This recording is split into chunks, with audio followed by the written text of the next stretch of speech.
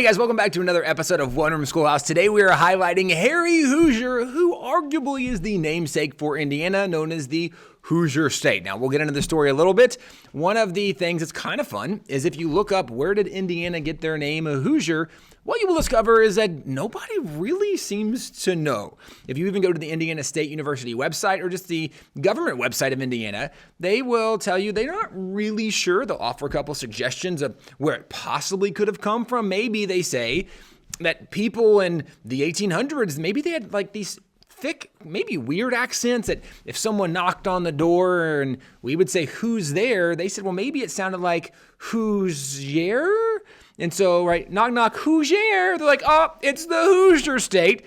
Well, that doesn't make very much sense. They said, well, there's also this Indian word for corn that was named hosey, but maybe like the derivative of hosey is hosier. And so then maybe the name Hoosier came from this word for corn, hosey. Okay. They say also, when Indiana was a territory, there was a big drunken brawl. And during the drunken brawl, whoosh, somebody's ear got ripped off. At the end of the drunken brawl, they said somebody looked down, saw this ear, and they were like, hey, whose ear? That's actually kind of a funny idea of where the name Hoosier came from.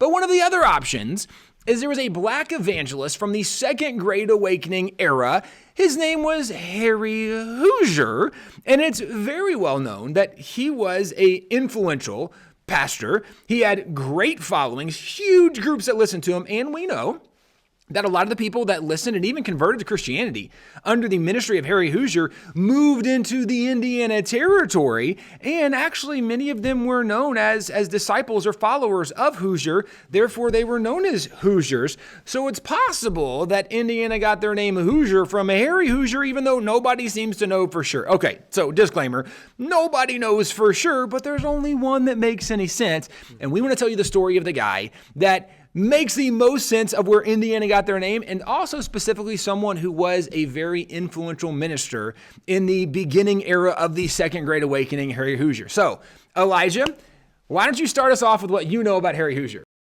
So he was born in 1750. Thank you, Elijah. That was great. Oh, there was more. Okay. Yeah. I apologize. He was born in 1750 as a slave in North Carolina, but he was also one of those individuals who was the recipient of a period called the Great Emancipation. You see, at that time, there was a lot of confliction of values when it was, well, here we have this declaration that says all men are created equal and endowed by their creator with certain inalienable rights, but here we are not extending that to the black populace here in the United States. And so when they realized that there was that conflict of values and that hypocrisy, that a lot of slave owners at that time began emancipating their slaves, Harry Hoosier was one of those individuals. Yeah, so actually, noted founding father, his name was John Jay. He's one of the authors of the Federalist Papers, and actually he did own slaves, but then later freed them and started the New York Abolition Society. So he's actually on record saying, prior to the Great Revolution, the great majority of our people had been so long accustomed to the practice and convenience of having slaves that very few among them even doubted the propriety and rectitude of it. Mm-hmm. So that really speaks to the times, and looking in history and in context, slavery is a terrible, evil institution, but we have to look at it in context where people who were so used to this may not even see it as evil, but like you said, people fighting the American Revolution for freedom, this was very hypocritical of them to retain their own slaves when they were fighting for freedom themselves. And it's worth noting, too, John Jay points out in some of his letters that this was like the beginning of a revelation for them, that there was hypocrisy here. And we can look today and go, how did they not know it was hypocritical to fight for their own freedom while maintaining slaves? It's easy for us to kind of play this armchair quarterback situation after the game has already happened. But the reality is, if, as you're mentioning, keep in context of the time, if we stay in context of the time and realize that at that time, every single nation in the world had slaves, and number two, if you were a person that had any kind of affluence, if you were financially stable, if you were someone that was politically significant, every person of means and power, that opportunity, actually owned slaves. Mm-hmm. So this wasn't something that was unique in America, that it wasn't America owned slaves and nobody else did. This was something that everybody was doing, but America was really the first place in the world where political leaders began to question the morality of the slavery institution. And this is why, as you mentioned, kind of this notion of this first great emancipation, so many leaders in America, political leaders, recognize this is not something we should do.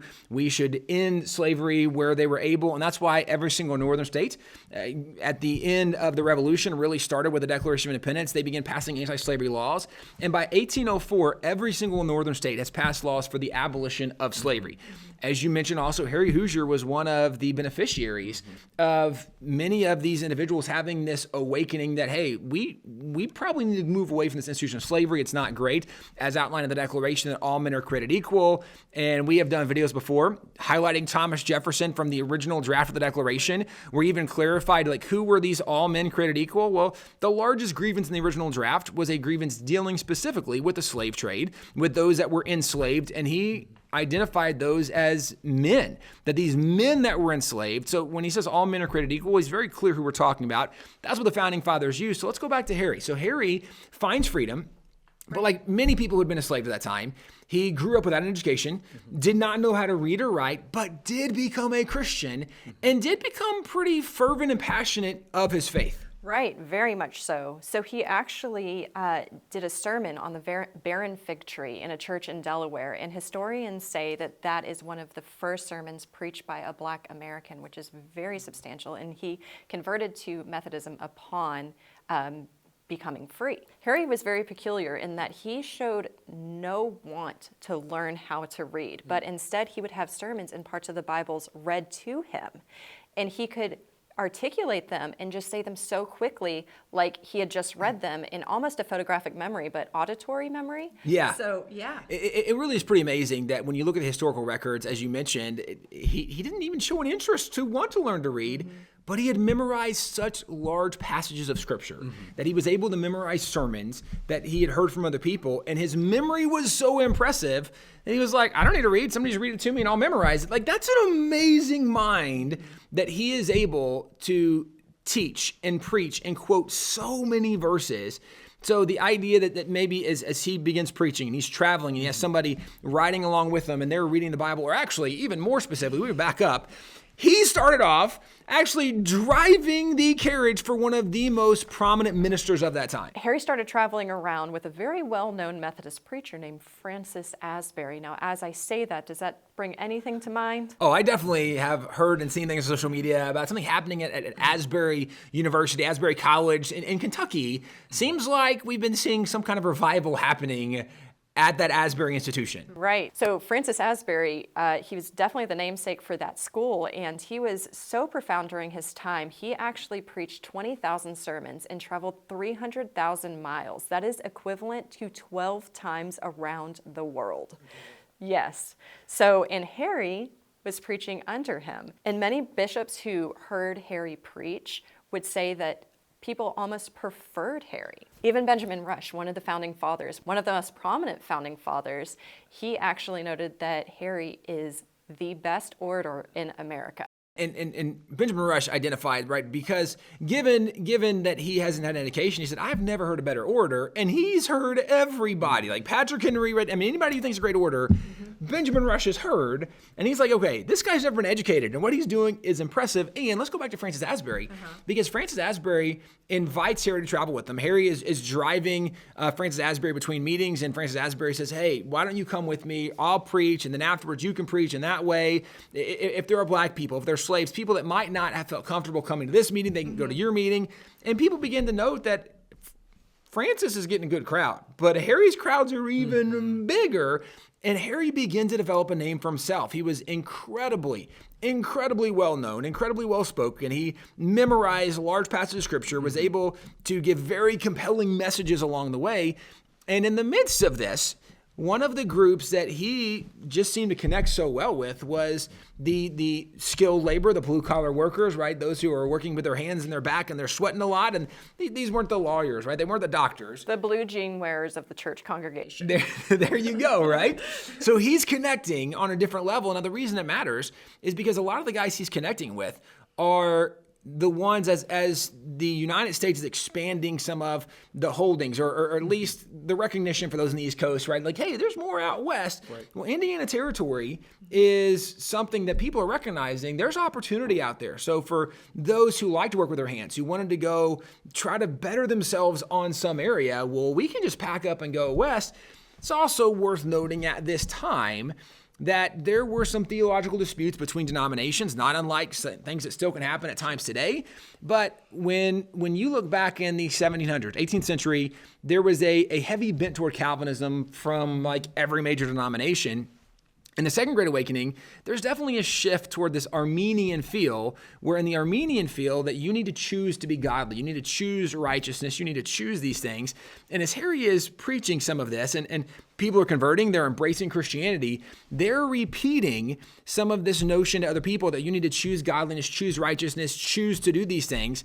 And it was offensive to some, saying, wait a second, God is sovereign in this Calvinistic thought, and we don't choose, God chooses. So there were theological debates, and this is actually what led to some of the origination of the term Hoosier, because when there was a debate and somebody said, wait a second, you're just repeating Hoosier. You're one of those Hoosier guys. Those Hoosiers. That's it. Now, this is important because there was a derogatory term that was associated on some level with some of the converts, and as it's very well documented. So this is one of those things where there's questions about where did the name Hoosier come from in Indiana. There's a reason it can be questioned, because there's not like a document you can point to where Indiana says, this is why we chose the name Hoosier. That's not there.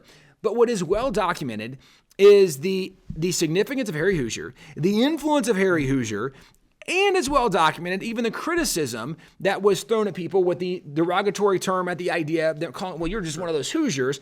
And it's well documented that so many of the people he influenced moved into the Indiana Territory. And this is the only thing that begins to logically make sense. Where did this name come from? And there's a couple professors who have done kind of a deep dive research into this, and they, with great confidence, they're like, nope, this is the only logical option. This is where the name comes from. And they will unfold a lot of this, but here's the point we would highlight. If someone argued, well, we don't really think that's where the name Indiana came from, you can make that argument. However, if we're going to talk about leaders in the Second Great Awakening at this era who were the most influential, Harry Hoosier's name is definitely at the top of the list. And this is something that as we look back, he's well noted and recognized historically for his contributions. Now, sadly, because he was a human, because he was a person, he also had some struggles along the way. And it was actually recorded by Carter Woodson, who's the father of Black History Month and a historian on Black history in America, that there was a backslide in Harry Hoosier's faith, right? So for a while, he ended up becoming a drunkard. He stopped preaching sermons and stopped living a godly life. But there was one point where Hoosier stopped and he said, you know what? I need to have a coming back to faith, and I am not going to leave the city. I'm not going to leave this town until I come back to God. And so it was recorded that he stayed under a tree wrestling with God, praying that his hope in salvation would be renewed. And sure enough, it was. And that kind of ties back to the sermon that made him famous in Luke 13, where it talked about that barren fig tree. I'm sure so many people would have been able to walk on the sidewalk and see him anew and think, well, here he's not bearing fruit. We should cut him down. We should stop listening to him. But then that servant comes by and says, give him one more year, give him one more day, and he will be renewed. Well, it definitely is a message of the gospel, this message of redemption, of restoration, and that nobody's beyond the reach of God. And certainly, as we've gone through many of these stories in highlighting some of the heroes of America throughout Black History Month, they're people and they have ups and downs, and they're not perfect, but it really is cool to see how God used so many of them in incredible ways. Harry Hoosier certainly is one of those examples, and I would argue is the namesake for Indiana. The Hoosier State is the only one that actually makes sense, even though, again, like nobody's really sure. There's the only one that seems to make sense, though. However, what is not disputed is the significance he had as a minister, as a leader, that founding fathers even heard him and said, nobody talks as well as this guy. His brilliant mind, he could just hear somebody read the Bible and memorize it. I wish we could do that. That would be great if we could memorize and know the Bible more. This is part of the legacy of Harry Hoosier. To find out more about him, you can go to the WallBuilders website, wallbuilders.com. And if you want to know more about some of these incredible heroes of American history, as always, just tune into the next episode of One Room Schoolhouse.